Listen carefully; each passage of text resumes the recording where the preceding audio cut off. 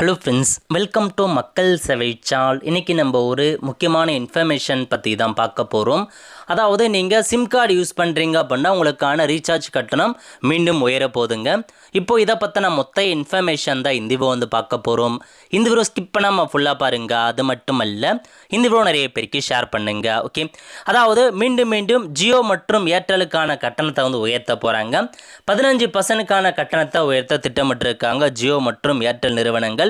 So every year பார்த்தீங்கன்னா அப்படின்னா புதுசாக ரீசார்ஜுக்கான கட்டணத்தை உயர்த்துவாங்க. அந்த வகையில் இப்போதைக்கு ஜியோ ஏர்டெல் விஐ போன்ற சிம் கார்டெலாம் யூஸ் பண்ணுறீங்க அப்படின்னா 15% வரைக்கும் உங்களுக்கான மொபைல் சேவைக்கான கட்டணத்தை உயர்த்த போகிறாங்க.